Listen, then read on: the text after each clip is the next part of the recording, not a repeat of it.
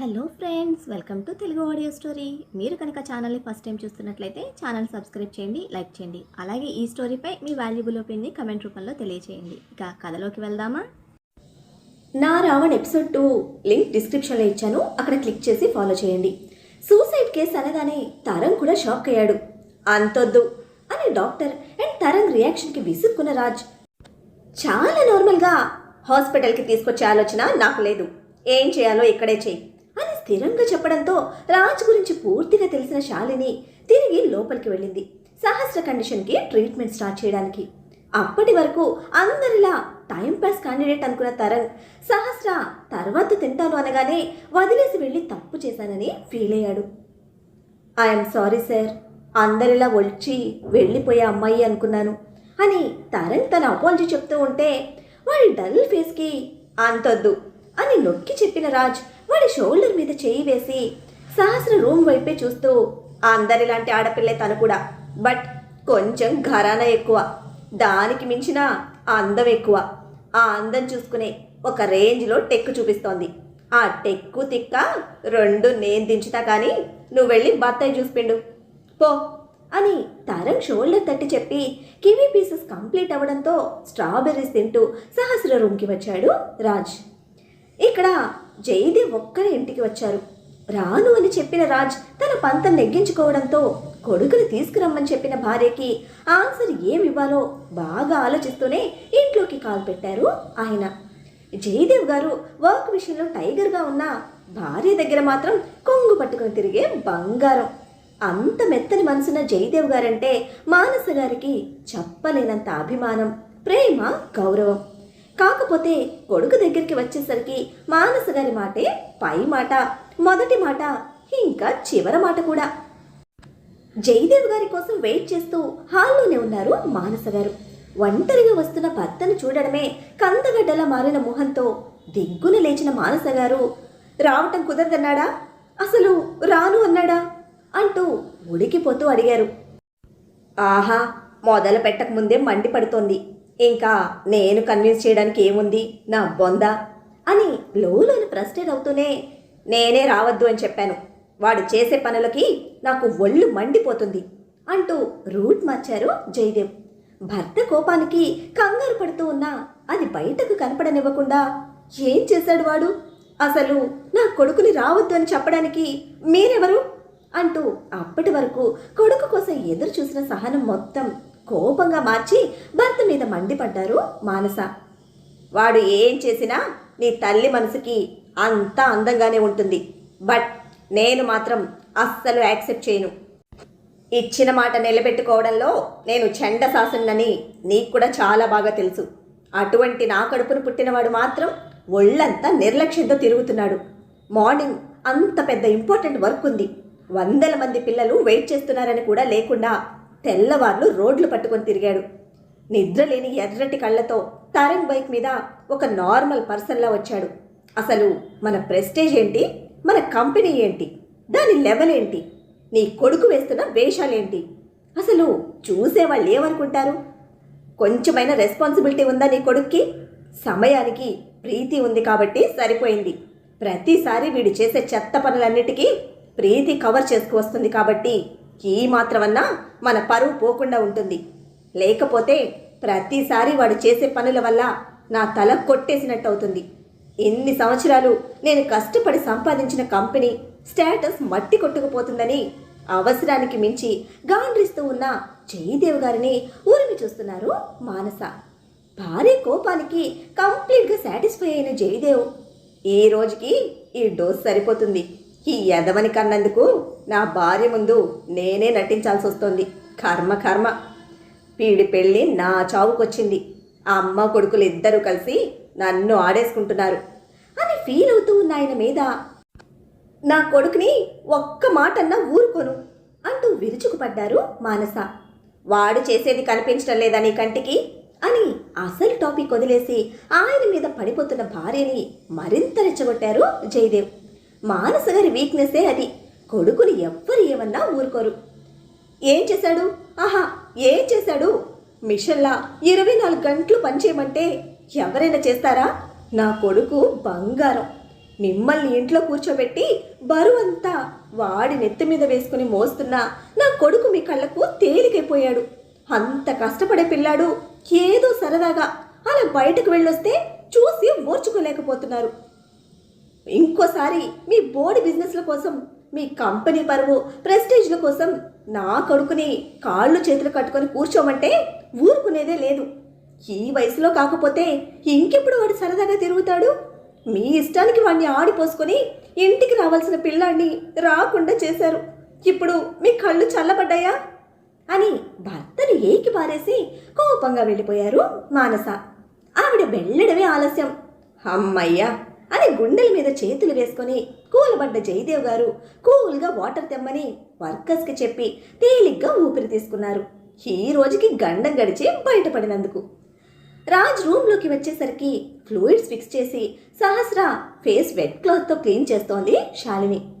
సహస్ర అరికాళ్లకు bandage చూసి, కడుపు తినకపోతే కాళ్లకు కట్టు కడతారా మీ డాక్టర్స్ అని వెక్కిరిస్తూ బెడ్కి ఆపోజిట్లో ఉన్న సోఫాలో కూర్చున్నాడు రాజ్. తన ఫేస్ బ్యూటీ చూసి పడిపోయిన నీకు తన కాళ్ళకైనా డ్యామేజ్ కనపడలేదు. సూసైడ్ అన్నావుగా, అన్నీ వదిలేసినట్టుంది, కాళ్ళకి చెప్పులు కూడా అని స్ట్రెస్ చేసి చెప్తూ రాజ్ని సూటిగా చూస్తూ ఉంటే, హో గుడ్ పాయింట్ అని కళ్ళు సాగతీసిన రాజ్ కార్నర్ స్మైల్తో, but your guess is wrong. ఈ హంస ఫేస్ చూడగానే నేను పడిపోలేదు, నా ఫేస్ చూడగానే తానే పడిపోయింది అని కౌంటర్ ఇచ్చేసరికి సీరియస్గా చేతిలోని నాప్కిన్ వాటర్లోకి విసిరేసి కొంచెం కూడా కన్సర్న్ చూపని రాజ్ బిహేవియర్కి, what's wrong with you Raj అంటూ అతని దగ్గరికి వచ్చింది Shalini. I'm always right, night జరిగిందే చెప్పాను అని పాయింట్ చేస్తున్న రాజ్ చేతిలోని బౌల్ లాక్కొని టేబుల్ మీద పెట్టిన శాలిని ఒక స్ట్రాంగ్ అపోనెంట్గా అతని ముందే కూర్చుంది. వాట్ ఈస్ దిస్ మేడం గారు, ఇప్పుడు లేడీస్ గురించి స్టోరీ స్టార్ట్ చేయకండి. గొప్పగా చెప్పే ఓపిక నీకున్నా వీనే మంచి మూడ్ నాకు లేదు అని ఇరిటేట్ ఫీల్తో లేవడానికి వస్తున్న రాజ్ చేయి పట్టుకుంది శాలిని. అందరూ ఒకటి కాదు అంటూ, ఐ నో దట్, ఛాన్స్ ఉన్నా నువ్వు యూజ్ చేసుకోవడం లేదు, ఎంగేజ్లో ఉన్నా ప్రీతి డిస్టర్బ్ అవడం లేదు. నా లైఫ్ టైం మా మమ్మీలో నేను ఎక్కడ మిస్టేక్ చూడలేదు. నా బాబు కూడా ఎక్కడ ఎప్పుడు ఏ అమ్మాయి కోసం కక్కుర్తి పడలేదు. దానికి రీజన్ మా మమ్మీ లవ్ అండ్ వాళ్ళిద్దరి మధ్య ఉన్న ఒక స్ట్రాంగ్ బాండింగ్. ఆధునిక యుగంలో శ్రీరామచంద్రుడు అభినవ్ మామ, ఇక తరంగ్ ఇప్పుడే రెక్కలు వస్తున్నా వాటిని పూర్తిగా విప్పాలంటే భయపడుతున్నాడు అని ఒక్కొక్కరి గురించి చెప్తూ ఉంటే, స్టాప్ ఇట్ రాజ్ అని విసుక్కోవడంతో నవ్వుతూ శాలిని ముందు కూర్చొని, ఫీల్ అవుతున్నావా చెప్పు, నీకు నేనేమైనా యూజ్ అవుతానా, నీ ఛాన్స్ యూజ్ చేసుకుంటావా అని అడగడమే ఆలస్యం. కోపంతో రాజ్ షోల్డర్ మీద ఒక్కటి వేసి, అది అసలు నోరేనా అంది శాలిని పళ్ళు బిగించి. ఆఫ్ కోర్స్ ఇది నోరే, అందుకేగా మాట్లాడుతున్నాను, తింటున్నాను అంటూ ఇంకో స్ట్రాబెర్రీ నోట్లో పెట్టుకొని, any help, no formalities, be free, be open, నేను చూసుకుంటాను అని అంటూ ఉంటే 28 ఇయర్స్ రాజ్ కన్నా 9 ఇయర్స్ పెద్దది Shalini. Raj mother Manasa side family relative and age difference లేకుండా తల్లికి ఒక మంచి ఫ్రెండ్లా కూడా ఉండే శాలిని ఏజ్ 37. డైవర్స్ లైఫ్తో సింగిల్గా ఉంటున్న శాలినితో రాజ్ ఫస్ట్ నుంచి చాలా జోవియల్గా ఉంటాడు. ఛాన్స్ దొరికిన ప్రతిసారి తనని ఇలా కార్నర్ చేసి కౌంటర్స్ వేస్తూనే ఉంటాడు. ఇక రాజ్తో అతని కౌంటర్స్తో అలసిపోయిన శాలిని అంతకు మించి అతనితో వాదించలేక, తనని చూడొకసారి అని సహస్ర గురించి చెప్తూ భరించలేని రాజ్ తలతిక్క బిహేవియర్కి పోటు పెడుతున్న మాడుని గట్టిగా వేళ్లతో బిగించి కళ్ళు మూసుకుంది. శాలిని చెప్పిన దానికి చూసే తీసుకొచ్చాను అని వెంటనే ఆన్సర్ ఇచ్చిన రాజ్ని తల వదలకుండా కళ్ళు ఓపెన్ చేసి చూస్తూ, నేను చెప్పింది తన అందం, తన బాడీ స్ట్రక్చర్ గురించి కాదు, తన మెయింటెనెన్స్ గురించి అనగానే క్వశ్చన్ మార్క్ వేస్తూ కనుబొమ్మలు ముడివేశాడు రాజ్. ఇయర్ రింగ్స్, బ్యాంగిల్స్, ముక్కు పుడక అండ్ తన మెడలో ఆ చైన్ కంప్లీట్గా డైమండ్ జ్యువెలరీ, తన మెయింటెనెన్స్, తన బాడీ లాంగ్వేజ్ అన్నీ కూడా తనకు వెల్ సెటిల్ ఫ్యామిలీ అమ్మాయి అని క్లియర్గా తెలుస్తోంది అని శాలిని ఎక్స్ప్లెనేషన్ ఇస్తూ ఉంటే రాజు బుర్ర ఆలోచించడం స్టార్ట్ చేసింది. నువ్వు అనుకున్నట్టు అయితే ఒక రోజుకి లక్షల్లో సంపాదించగలిగే బ్యూటీ తంది. అది ఆ అబ్బాయిలు ట్రాప్ చేసి కావచ్చు, లేదంటే ఏదైనా ప్రొఫెషనల్ వైజ్గా మూవీస్, మోడలింగ్ ఇటువంటి వాటిలో తన బ్యూటీ ఇన్వెస్ట్ చేసి సంపాదించొచ్చు. బట్ అవన్నీ కాదనుకొని సూసైడ్కి ట్రై చేసింది. అది మనీకి మించిన ప్రాబ్లం కావచ్చు. అందుకే చెప్తున్నా, ఫిజికల్ అట్రాక్షన్, ఫిజికల్ డైవర్షన్కి మించిన ప్రాబ్లమ్స్ చాలా ఉన్నాయి. అబ్బాయిల కన్నా ఇవి 2 టైమ్స్ ఎక్కువ ఉంటాయి అమ్మాయిలకి. ప్రాబ్లమ్స్ నుంచి బయటపడి బ్రతకాలి అనుకుంటే జస్ట్ తన ఇయర్ రింగ్స్ అమ్ముకొని సంవత్సరం పాటు కడుపు నింపుకోవచ్చు. బట్ అటువంటి ప్రయత్నాలు ఏమీ చేయకుండా చావడానికి చూసింది అంటే జీవితంతో విసిగిపోయింది. అటువంటి తనని పట్టుకొచ్చి నువ్వు ఇలా ఆలోచిస్తున్నావు. అన్నిసార్లు మన జడ్జ్మెంట్ కరెక్ట్ కాదు, అందరూ ఒకటి కాదు అని ముగించిన శాలినిని కళ్ళు సాగదీసి, ఏంతేనా, ఇంకేమన్నా ఉందా అన్నట్టు చూస్తూ ఉంటే, ఇది మాత్రమే చెప్పాలనుకున్నా, ఇంతకు మించి నేను చెప్పాల్సిన అవసరం లేదు, నీకు తెలుసు అని అక్కడితో ఆపేసి లేచింది. ఇంకొకటి చెప్పు అంటూ తన వెనక్కి వస్తూ, ఫిజికల్ అటాక్స్ ఏమైనా ఉన్నాయా అని సహస్రని చూస్తూ అడిగాడు. నో, అటువంటివేమీ లేవు అని చెప్పి ప్రిస్క్రిప్షన్ ప్రిపేర్ చేస్తూ తన కాళ్లకు అన్ని గాయాలయ్యాయి, అబ్జర్వ్ చేయలేదా అని అడిగింది ఫార్మల్గా. నైట్ చూశాను, మార్నింగ్ అబ్జర్వ్ చేశాను, తరంగ్ చెప్పాడు ఫ్లోర్ క్లీన్ చేశానని. బట్ తన కాళ్ల మీద తనకు లేని ఇంట్రెస్ట్ నాకెందుకు, నొప్పి నచ్చిందేమోనని వదిలేశాను అనగానే చురుగ్గా ఓ చూపు చూసింది శాలిని. అదేమీ పట్టనట్టే నవ్వుతూ, నాకు కావాల్సిందే నేను చూసుకుంటాను, తను ఏదైనా కావాలంటే ఇస్తాను అని సేమ్ బలుపు యాటిట్యూడ్తో ఆన్సర్ ఇచ్చిన రాజ్ చెస్ట్ మీద ప్రిస్క్రిప్షన్తో కొట్టి, వీటి సంగతి చూడు అని చెప్పి రాజ్ నెగ్లిజెన్స్ ఫీలింగ్కి అసహనంతో, ఇక నేను వెళ్తాను అంది శాలిని. ఓకే, క్యాబ్ బుక్ చేసుకో అని సలహాతో పాటు శాలిని వచ్చి ట్రీట్ చేసినందుకు గాను అమౌంట్ ట్రాన్స్ఫర్ చేస్తూ, నీ ఫ్రెండ్కి ఈ మ్యాటర్ తెలిసిందే అనుకో, నువ్వు ఈ స్టేట్లోనే ఉండవు, గుర్తుపెట్టుకో అని వార్నింగ్ కూడా ఇచ్చాడు Raj. Mother, friend and relative అని కూడా లేకుండా తనకు వార్నింగ్ ఇస్తున్న రాజ్ని పైనుంచి కిందకి మీరమీరా చూస్తూ, థ్యాంక్స్ ఫర్ పేమెంట్ అని బత్తి చెప్పింది శాలిని. తనకి నచ్చదని తెలిసి కూడా అమౌంట్ వేసిన రాజ్ మీద అయిష్టతను చూపిస్తూ. తనకి నచ్చితే చాలు అనుకునే మెంటాలిటీ రాజ్ది. శాలిని ఫీలింగ్ పట్టించుకోకుండా నో మెన్షన్ అనేసి స్ట్రాబెర్రీస్ బౌల్తో సహస్ర రూమ్లోకి వెళ్ళాడు.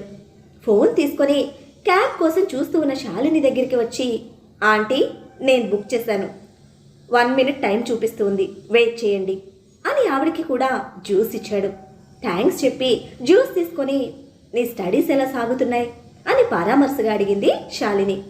గుడ్ ఆంటీ అని నవ్వుతూ చెప్పి, లోపల సార్కి ఇచ్చొస్తాను అని వెళ్తున్న తరంగ్ను ఆపి, తనతో ఏమైనా మాట్లాడావా అని క్వశ్చన్ చేస్తే, లేదాంటీ, అసలు అంత ఛాన్స్ రాలేదు, నైట్ చూశాను, మళ్ళీ మార్నింగ్ చూశాను, మధ్యలో మాట్లాడింది లేదు, చాలా సైలెంట్ అనుకుంటా.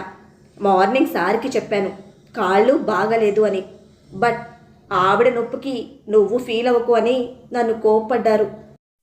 కనీసం నువ్వన్న తనకి ఏదైనా హెల్ప్ చేయొచ్చు కదా, నైట్ నుంచి అలాగే వదిలేసి ఎలా ఉంది, సెప్టిక్ అయితే ఎంత ప్రాబ్లం అవుతుంది అని శాలిని కోప్పడుతూ ఉంటే, మీకు తెలుసుగా ఆంటీ, ఇక్కడికి ఆడవాళ్లకు ఎంట్రీ లేదు, పొరపాటున ఎవరైనా వచ్చినా నైట్ వచ్చి మార్నింగ్ వెళ్ళిపోతారు.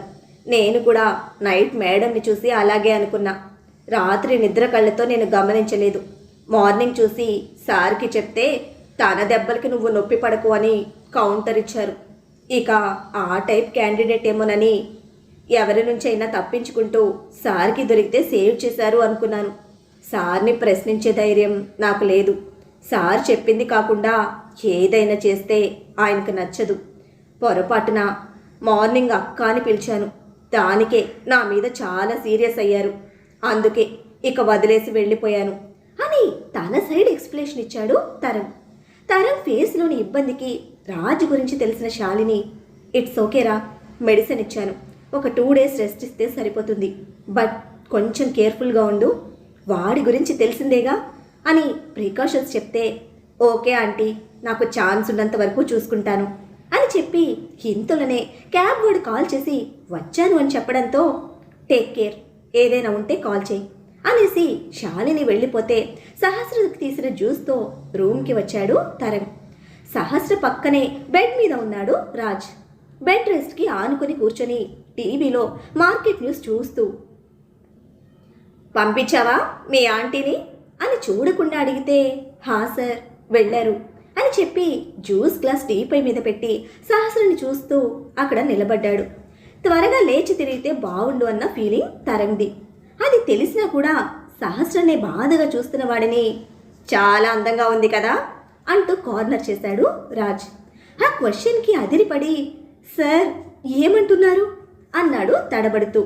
నువ్వేంటో నాకు తెలుసులేరా, బట్ దాని మీద నీ ఫీలింగ్ ఏంటో తెలుసుకుందామని అడిగా. అందంగా ఉందా లేదా అని మళ్ళీ అడిగితే ఏం చెప్పాలో తెలియక కన్ఫ్యూజన్తో తనలోకి వేళ్లు చేర్చి గోక్కుంటూ ఇబ్బందిగా తలదించేశాడు తరణ్. ఈ అందానికి కనెక్ట్ అయ్యే సేవ్ చేశాను, బట్ చూడు కొంచెం కూడా కృతజ్ఞత లేకుండా ఇలా బెడ్ ఎక్కి నన్ను కట్టేసింది. చూడడానికి హంసలా ఊరిస్తున్నా దీనిలో చాలా హింస ఉందనుకుంటా అని టీవీ ఆఫ్ చేసి బెడ్ దిగిన రాజ్ని ఎక్స్ప్రెషన్లెస్ ఫేస్తో అలా చూస్తూ ఉన్నాడు తరణ్.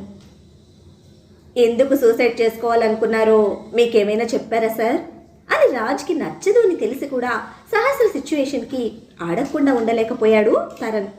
అతను ప్రశ్నకి సీరియస్గా చూస్తూ దగ్గరికి వచ్చిన రాజ్ తరణ్ షోల్డర్ మీద హ్యాండ్ వేసి మీ మేడం ఇంకో హాఫ్ అన్ అవర్లో మేల్కుంటారు, ఓపిక్గా జ్యూస్ పట్టి ఆ తర్వాత తీరిగ్గా అడుగు, ఆవిడ ఓపిక తెచ్చుకొని చెప్తారు. నీకు తెలిసాక నువ్వు నాకు చెప్పు అనేసి వెళ్తూ ఉంటే ఎక్కడికి సార్ అని వెంటనే అడిగాడు తరణ్. ప్రకృతితో ప్రేమలో పడిందిరా నా కార్, వెళ్ళి పట్టుకొచ్చుకుందామని అని వెటకారంగా ఆన్సర్ ఇచ్చాడు రాజ్. మీ మొబైల్ వర్క్ చేయకపోవడంతో అభి అన్న కాల్ చేశారు అని తరణ్ చెప్తూ ఉంటే కళ్ళు చిన్నవి చేసి చూస్తూ వచ్చిందా నా కార్ అని అడగడంతో అవును అన్నట్టు తల కదిపాడు తరణ్. అయితే ఇంకే గ్యారేజ్కి పంపి నీ వర్క్ స్టార్ట్ చేయి, డే ఆఫ్టర్ టుమారో కార్ ఇక్కడ ఉండాలి అనేసి వెళ్ళిపోతూ ఉంటే రాజ్ని ఫాలో అవుతూ డోర్ వరకు వచ్చిన తరణ్కి లాలస బెంగ పెట్టుకుందిరా, వెళ్ళి తీర్చొస్తా, నా బాబు ఫోన్ చేస్తే తిని పడుకున్నానని చెప్పు అనడంతో సరే అని బైక్ తీసుకుని రాజ్ వెళ్ళాక మెయిన్ డోర్ క్లోజ్ చేసుకుని తిరిగి సహస్ర రూమ్కి వచ్చాడు తరణ్.